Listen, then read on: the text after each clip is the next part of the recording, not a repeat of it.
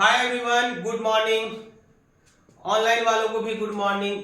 2 दिन तक आप लोगों का क्लास बंद रहा, कुछ कारण था, कुछ समस्याएं, टेक्निकल फॉल्ट के कारण क्लास बंद करना पड़ा। बफरिंग हो रहा है ना, बढ़िया लाइट सुधार हो जाएगा बहुत जल्दी।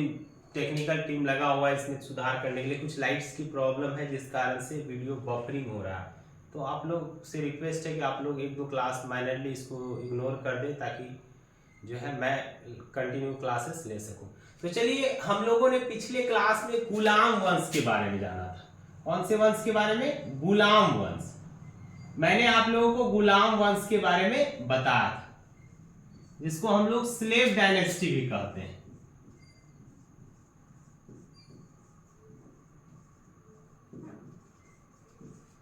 जिसको हम लोग स्लेव डायनेस्टी के नाम से भी जानते हैं। इसको हम लोगों ने मामलुक वंश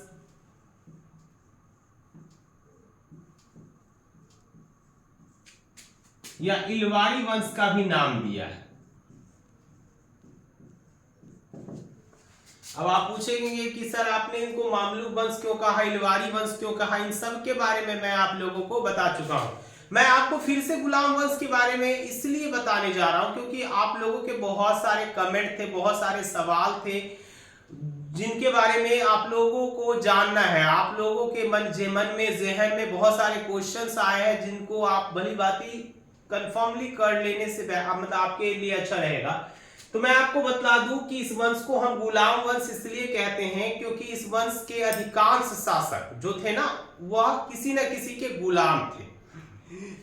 जैसे गुलाम वंश का सबसे पहला शासक कुतुबुद्दीन ऐबक था, जो मोहम्मद गौरी का गुलाम था। इस वंश का दूसरा महत्वपूर्ण शासक इल्तुतमिश हुआ, जो स्वयं कुतुबुद्दीन ऐबक का गुलाम था। तो इस तरह से इस वंश की शुरुआत ही गुलामों से हुई, इसलिए हम लोग इस वंश को गुलाम वंश कहते हैं। गुलाम वंश को अंग्रेजी में स्लेव डायनेस्टी के नाम से जाना जाता है, और इसको हम मामलुक वंश इसलिए कहते हैं क्योंकि ये सारे जो शासक हुए ना, इनको इनकी गुलामी की दास्ता से आजाद कर दिया गया था, जिसके लिए ये मामलुक कहलाए। मामलुक का तात्पर्य यही होता है कि जब गुलामों को उसकी दास्ता से स्वतंत्र कर दिया जाए।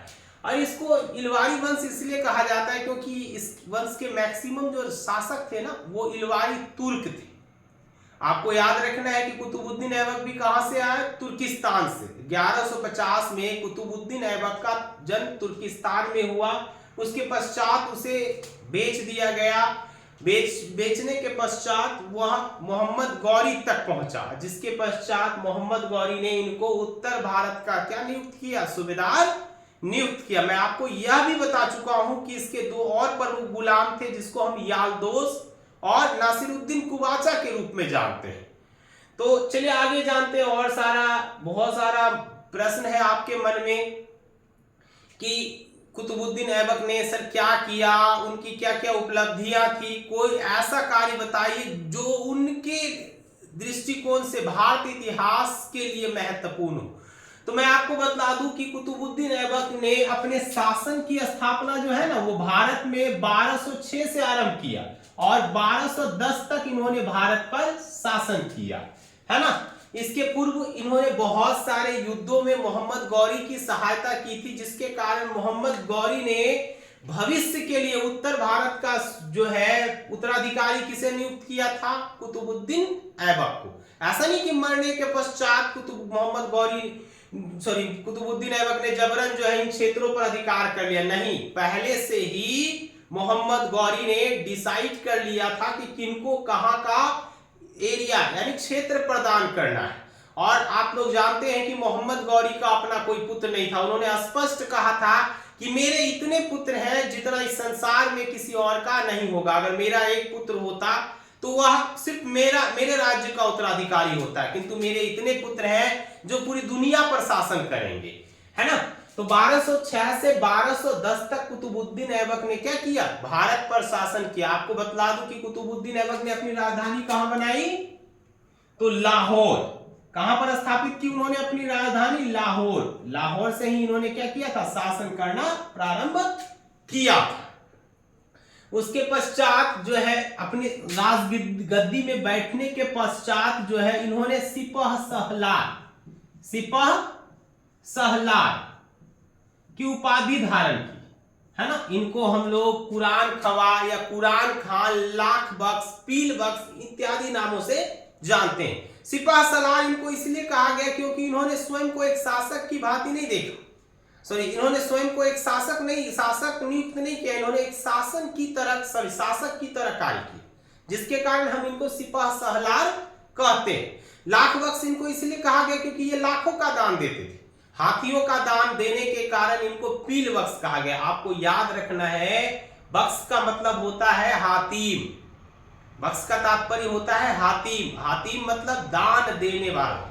वैसा व्यक्ति जो लाखों का दान देता हो या जिसने हाथियों का दान दिया हो, हम उसे कुतुबुद्दीन ऐबक कहते हैं, है ना। और कुतुबुद्दीन ऐबक का वास्तविक तात्पर्य, उनके नाम का जो वास्तविक तात्पर्य है वह था चंद्रमा का देवता। इसका देवता आप लोगों को मैंने यह भी बताया था कि कुतुबुद्दीन ऐबक ने सबसे पहले कुतुब मीनार की नींव रखी थी, और किसकी याद में? बख्तियार कारकी के याद में कुतुबुद्दीन ऐबक ने किसकी नींव रखी? कुतुब मीनार। इसकी कुतुब मीनार की आपको याद रखना है। कुतुब मीनार की नींव किसने रखी? कुतुबुद्दीन ऐबक ने। किसकी याद में? तो सूफी संत, यानी प्रमुख सूफी संत बख्तियार कारकी के याद में इन्होंने किसकी नींव रखी? कुतुब मीनार। और कुतुब मीनार जो है ये कहां स्थित है? दिल्ली में। कहां पर? दिल्ली में। जिसके निर्माण काल को बाद में इल्तुतमिश ने पूरा किया। कुतुबुद्दीन ऐबक के सेनापति का नाम भी क्या था? बख्तियार खिलजी, जिसने नालंदा विश्वविद्यालय को क्या कर दिया था? जलाकर बर्बाद कर दिया था। तो इनके सेनापति का नाम था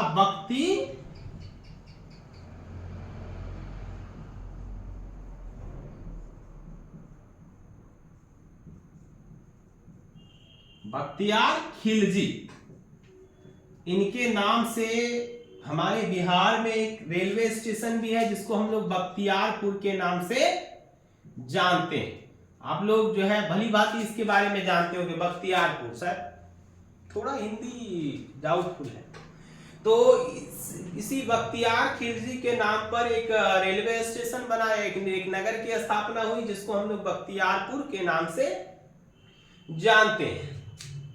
अब उसके पश्चात जो है इनकी सबसे बड़ी उपलब्धि क्या थी? इनकी सबसे बड़ी उपलब्धि थी भारत में मस्जिद के निर्माण की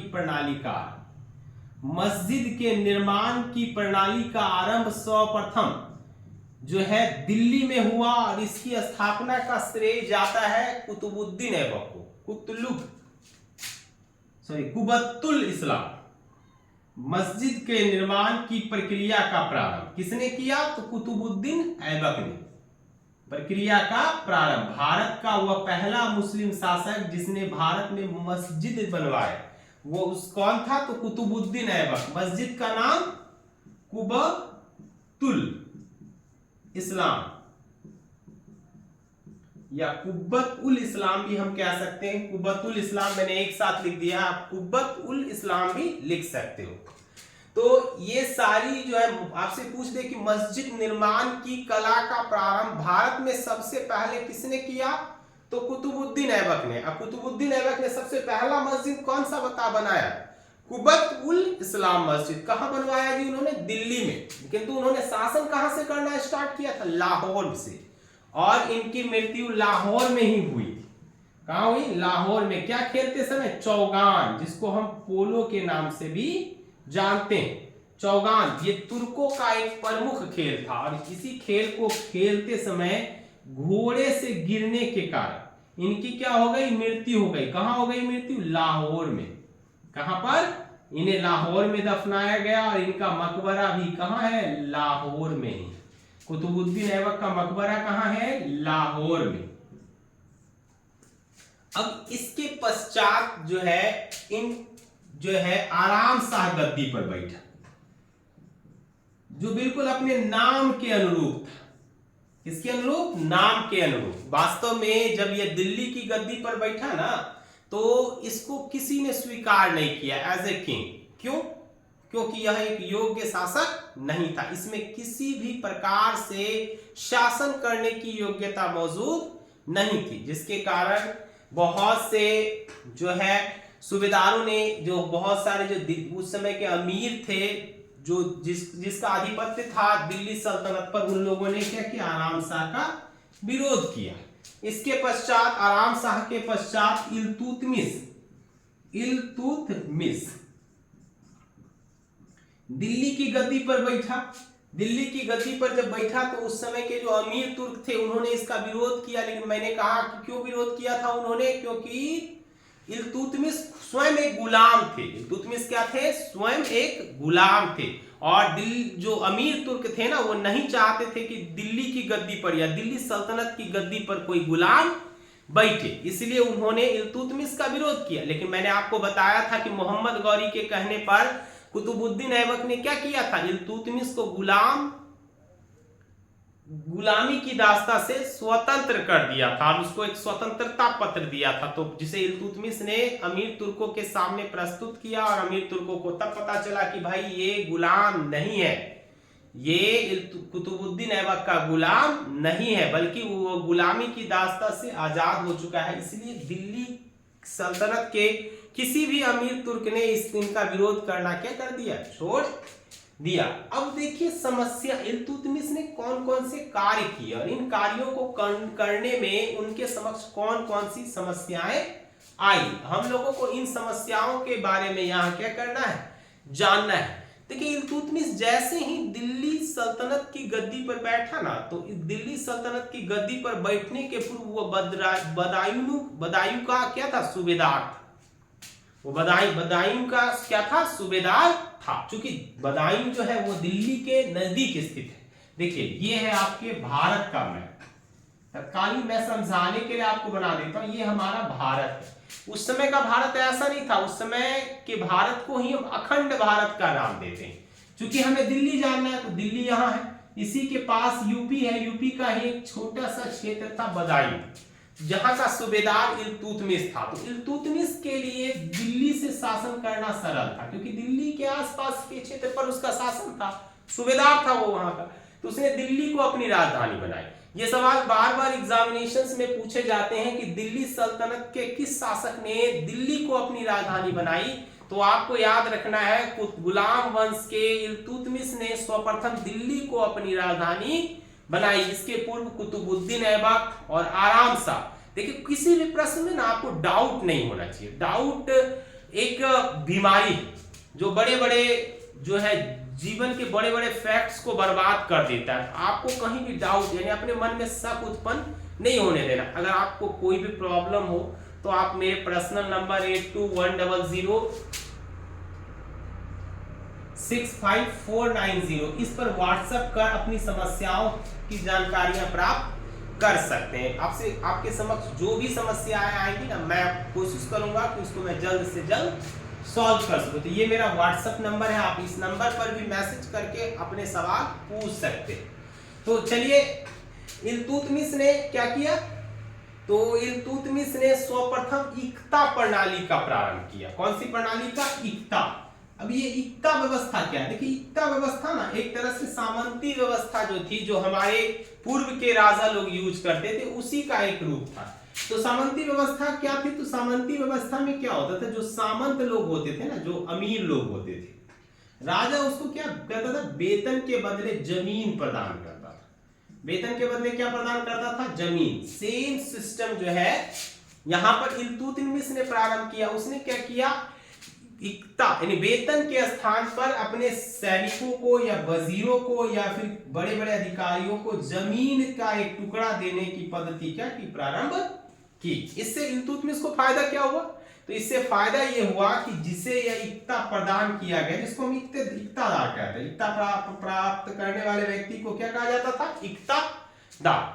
यानी जिसको ये इक्ता प्रदान किया गया, सबसे पहला दायित्व उसका यह था कि वो यहाँ पर कानून व्यवस्था बना। देखिए सबसे पहले वो अपने पद का निर्वहन करेगा, जिस पद पर वो नियुक्त है। मान लेते वो वजीर है, माना कि वो वजीर है, तो वो सबसे सर्वप्रथम अपने वजीर से संबंधित कार्यों का क्या करेगा, निष्पादन करेगा। उसके पश्चात वो इस इक्ता पर क्या करेगा, कानून व्यवस्था बहाल करेगा।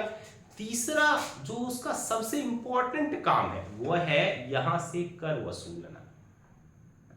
तो तीनों काम एक ही पदाधिकारी के द्वारा या एक ही अधिकारी के द्वारा संपन्न करा लिए जाते थे।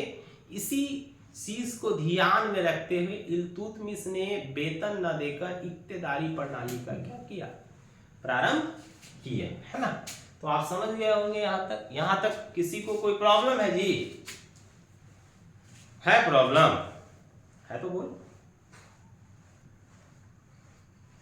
क्या पूछ रहे हो? नहीं है प्रॉब्लम तो ऑनलाइन वाले कैसे प्रॉब्लम पूछेंगे? तो व्हाट्सएप नंबर दे दिए ना जी, लाइव क्लास में फिर डायरेक्टली वो कमेंट करके पूछ लिया करेंगे। तो अभी तो लाइव क्लास की सुविधा नहीं है, उपलब्ध है। बहुत जल्दी आप लोगों को लाइव क्लासेस भी अवेलेबल कराए जाएंगे। और आपको मैं बतला दूं कि ये जो हमारा ये बैच तो 20 से स्टार्ट हुआ है, मतलब स्टार्टिंग से मैंने आपको पढ़ाना स्टार्ट नहीं किया, डायरेक्टली हमने दिल्ली सल्तनत का जो है पाठ्यक्रम स्टार्ट किया है। तो आपको घबराना नहीं है। मैं जो पीछे छूटे हुए क्लासेस है ना, उसका भी जो वीडियो है आपको मैं अवेलेबल करा दूंगा। और शीघ्र ही आपके न्यू बैचेस की अनाउंसमेंट कर दी जाएगी। तो जो भी नए बच्चे हैं जो इस नेक्स्ट ईयर एडमिशन लेना चाहते हैं, इंटर में एडमिशन कराना चाहते हैं, तो उन बच्चों को आप नए क्लासेस में जोड़ सकते हैं, ताकि उनको समय समय पर जो है वीडियोस अवेलेबल हो और वो नियमित रूप से अपनी पढ़ाई को जारी रख सके। तो इक्ता व्यवस्था को प्रारंभ करने का श्रेय किसको जाता है? इल्तुतमिश की ने। और एक जो सबसे बड़ी जो उपलब्धि थी ना इल्तुतमिश की, वह थी मकबरा निर्माण की पद्धति। मकबरा निर्माण, जिसको आप टम्ब कहते हैं। तो मकबरा निर्माण की पद्धति जो है ना, भारत में सबसे पहले लाने का श्रेय इल्तुतमिश को जाता है। किसको? इल्तुतमिश को। इल्तुतमिश ने ही सर्वप्रथम भारत में मकबरा निर्माण की पद्धति का प्रारंभ किया था।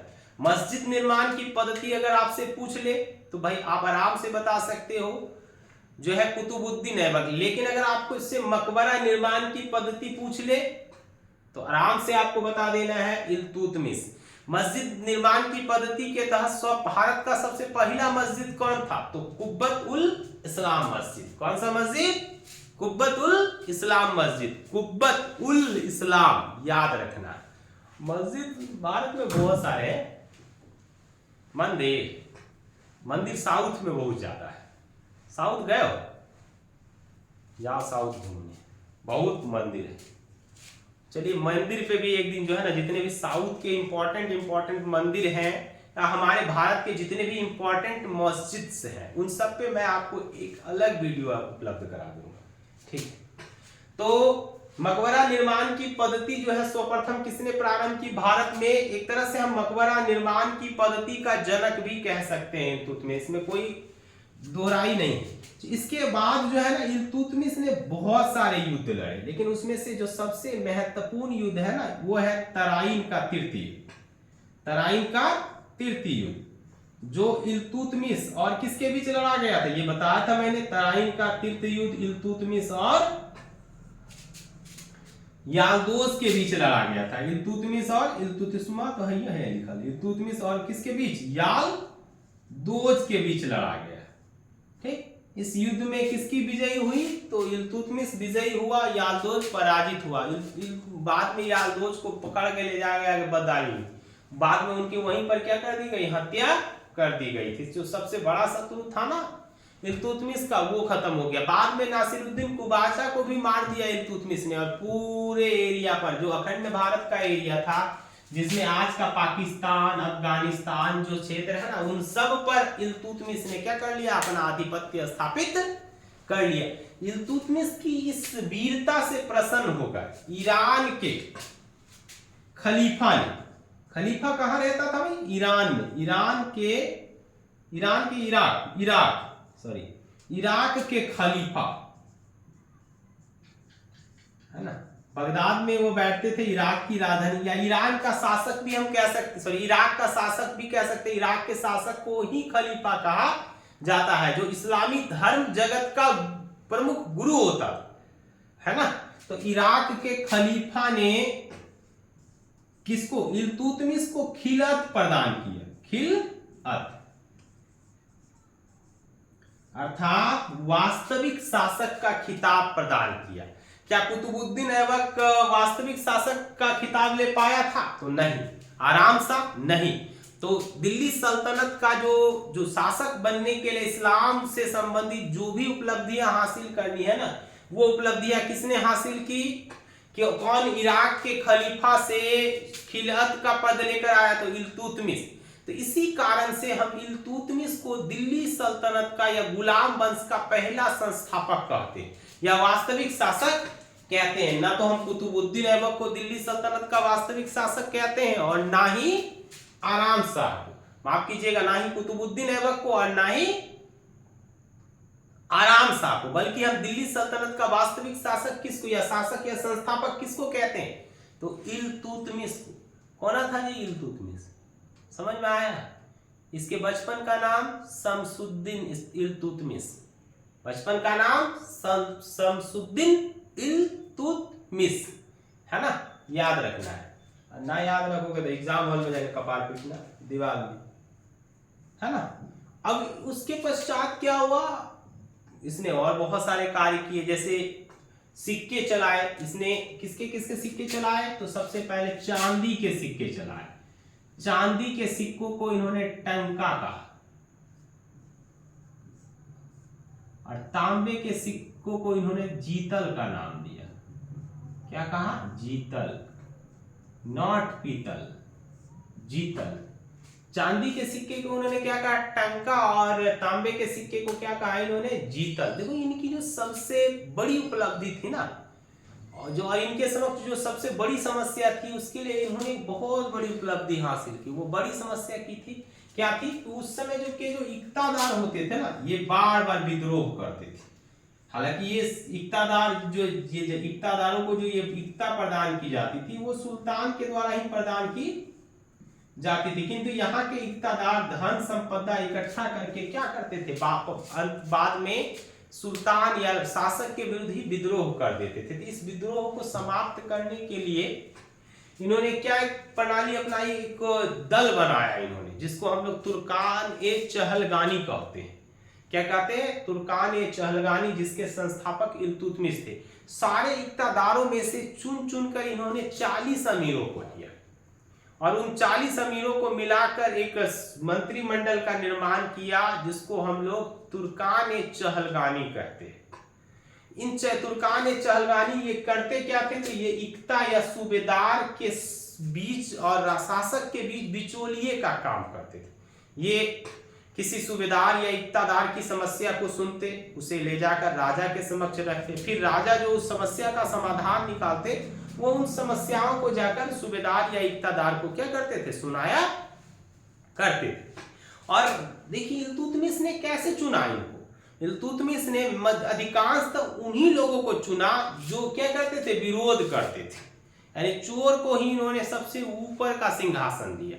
ऐसा करने से क्या होगा भाई? आप किसी, मान लेते हैं हमारे घर में कोई ऐसा है, मम्मी फ्रिज में मिठाई रखती है, अब कोई ऐसा है हमारे घर में जो चोरी करके वो सारा मिठाई डेगार जाता है, तो मम्मी क्या दिमाग लगाती? मम्मी दिमाग ये लगाती कि वो जो चोरी करके खा रहा है ना, मम्मी को तो पता है कि भाई कौन चोरी करके खा रहा है, तो मम्मी उसी को उसका दायित्व दे देती है कि बेटा तुम ही इसकी रखवाली करो, तुम्हारे सिवा कोई दूसरा इसकी रखवाली नहीं कर सकता। अब बेचारा वो फंस गया, उसको तो लगता भाई मुझे चोरी करके खाना था और मम्मी ने खुद मुझे रख दिया, अब तो एक आध पीस भी घटेगा तो उसकी सारी की सारी जिम्मेदारी किसकी है?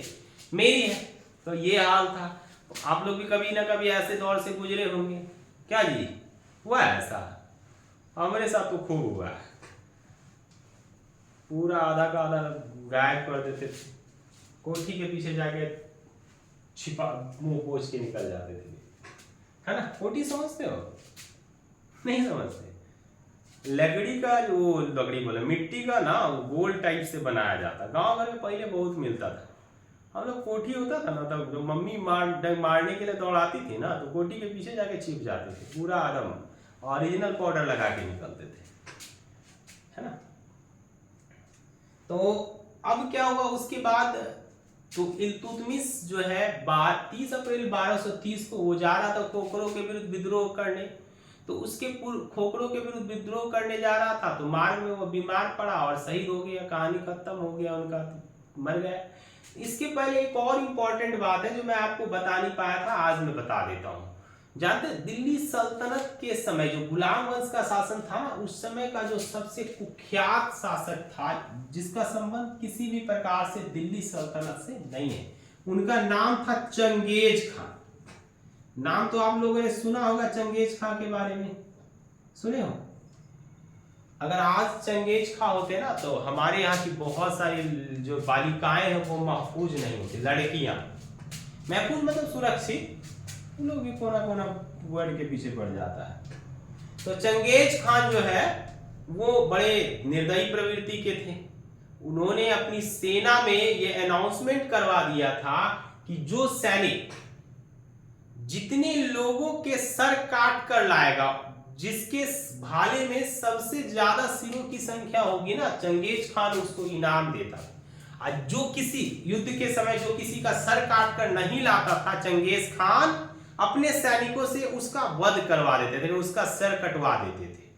तो चंगेज खान ने यह प्रथा बनाई थी। इनके सैनिक इतने निर्दयी और जालिम थे ना कि ये किसी गर्भवती महिला की भी हत्या करने से तनिक भी सोचते नहीं थे। इतने बड़े जालिम थे कि ये उस महिला का गला काट के, उसके पेट को फाड़ के, उस बच्चे को निकाल के उसका भी गला काट के अपने भाले में लगा लेते थे। और इनकी एक अजीबो गरीब दास्ता थी भाई। ये जिस गांव में जाते, जिस मोहल्ले में जाते, पहले 2-4 लड़की से विवाह करते और उसको अपनी टोली में शामिल कर लेते। ऐसा कहा जाता है कि इनकी हजारों पत्नियां थी, बहुतों से इन्होंने विवाह किया था। तो इसीलिए मैंने कहा कि अगर आज ये हमारे यहाँ होते ना तो हमारे समाज की बहुत सारी बालिकाएं जो है स्वयं को सुरक्षित नहीं रख पाती है ना।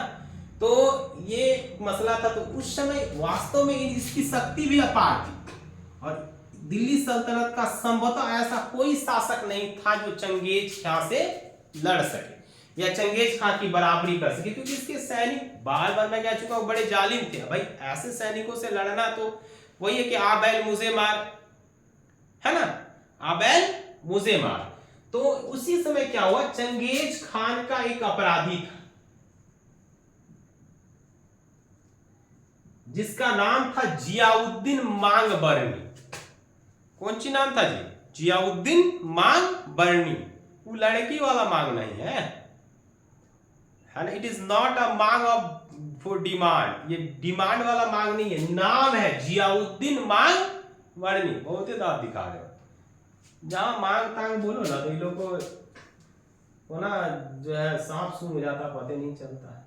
तो जियाउद्दीन मांग बरनी, जियाउद्दीन मांग बरनी भाग के आ गए कहा, दिल्ली। चंगेज खान से बच गया। चंगेजवा पीछा करते करते आ रहा था तो आए और इल्तुतमिश को बोला, भैया भैया हमको बचा ना लीजिए। बोला कौन चीज हुआ रे तुमको?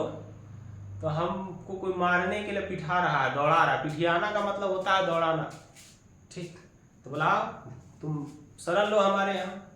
बोल सैनिकों को आदेश दिया इन्होंने कि भाई ले जाइए इनको, जो अतिथिशाला है उसमें बढ़िया से रखिए, बढ़िया कुछ खिलाइए पिलाइए। तो शाम का वक्त हुआ, जब इल्तुतमिश सारा काम हम समाप्त करके आए तो बोले आज हम जियाउद्दीन मांग बरनी के साथ नाश्ता करेंगे या भोजन ग्रहण करेंगे।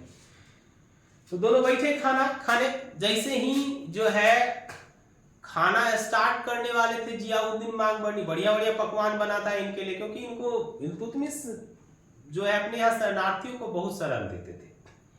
तो जो है बढ़िया सब पकवान बनाया गया। तो जैसे खाना स्टार्ट किया जियाउद्दीन मांग बरनी ने, तो पूछा भाई तुम बताए नहीं, तुमको कोना दौड़ा रहा था, पिटिया रहा था, तू बतेबे नहीं किया रे, बताओ। तो बोला सर जी हमको जो है ना चंगेजवा दौड़ा रहा था। बोला कौन चंगेजवा? बोला वही चंगेज खान। इल्तुतमिश का जो है ना किडनी, हार्ट, फेफड़ा सब फेल। लड़े बकलोल, चोनहर, चोट्टा, तुमको बताना ना चाहिए कि हम तुमको चंगेज खान दौड़ा रहा है। उठो, उठ चोट्टा। उठाया, मुंह से बोला निकाल इसके अंदर में जितना खाया पिया निकालो। सब उसका जो है निकाल लिया। बोला चल अब तू जल्दी यहाँ से भाग, ना तो तुमको इतना मार मारेंगे ना तू जीवन भर पछताएगा। जल्दी यहाँ से भाग, है ना, तू तो यार हमको बर्बादे कर देगा। तो तो भगा दिया जियाउद्दीन मांगबरनी को। और उसके पश्चात क्या हुआ, जियाउद्दीन मांगबरनी को भगाने के पश्चात इल्तुतमिश ने जो है चंगेज खान को खबर भिजवा दिया।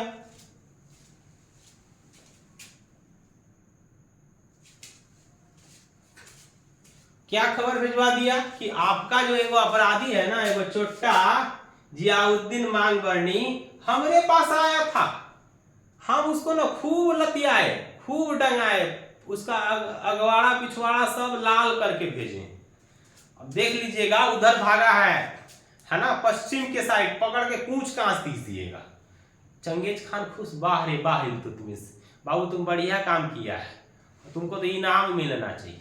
चंगेज खान को थोड़ा लगा कि नहीं, ये आदमी जो है ना थोड़ा ढंग का है, इसको कोई नुकसान पहुंचाना नहीं। वो दिल्ली के तरफ से निकला और पश्चिम में कूच किया, पकड़ाया वहां जियाउद्दीन मांगबरनी, और चोट्टा को फाड़ दिया, सीधे फाड़ के लटका दिया। आप सोचिए सकते हो कि कितना भयानक था चंगेज खान। क्या इल्तुत जो है हमरो इसका नाम लेके बगलोलवा का जो है फंस रहा गला। तो इल्तुतमिशवा ये बगलोलवा डर के भाई लगता है तुम लोग को कि ये जो है सामना कर पाता चंगेज खान का ना। उस काल में कोना ऐसा बकलोल न था जो चंगेज खान का सामना कर पाता। दिल्ली सल्तनत के जितने भी शासक हुए ना, आधा तो चोनरे था, ज्यादा बोलेंगे तो गुस्सिया जाइएगा आप लोग। एक ठो अलाउद्दीन खिलजी दिखता, वो कम खचड़ा न था, मतलब वो चोट्टा जो है अपना ससुरे को मार दिया था। उसका ससुर इतना सीधा साधा था ना, जिसकी कल्पना भी आप नहीं कर सकते हो। तो ये था आपका कुतुबुद्दीन ऐबक, आराम सा है ना, कोनो काम का नहीं था उसका। और तीसरा था इल्तुतमिश। अब तीनों के बारे में आप लोगों ने आज जाना। नेक्स्ट क्लास में हम लोग जानेंगे एक सुंदरी के बारे में, जिसका नाम है रजिया सुल्तान। कौन सी नाम है जी? रजिया सुल्तान, है ना। आप लोग इंतजार कीजिए, 24 आवर के पश्चात आपको मैं रजिया सुल्तान और उसका सेटिंग जिससे था उसके बारे में बता के वो वीडियो बना के डालेंगे। तब तक आप लोग वेट कीजिए। और मैं आपसे क्षमा चाहता हूँ, लाइट्स के कारण आपको कुछ समस्याएं आ रही है, वीडियो में बफरिंग हो रहा है, तो आप लोग कृपया थोड़ा कष्ट करें। बहुत जल्द इन सारी समस्याओं को सॉल्व कर दिया जाएगा। साउंड से संबंधित भी जो समस्या है ना बाबू मेरे प्यारे, हम तो यहाँ ऑफलाइन वाले को गीदड़ो कहते हैं, मेरे प्यारे गीदड़ो, ढेना मेना जो भी है ना, छैले पीले, उन सब से मेरा रिक्वेस्ट है कि आप निश्चित रहें, मन लगाकर पढ़ाई करें, ऊपर वाले का नाम लेकर पढ़ें। आने वाले समय में आपको अच्छे वीडियो अवेलेबल कराए जाएंगे। इसी के साथ मैं सो जाता हूँ। जय हिंद, जय भारत, बाय।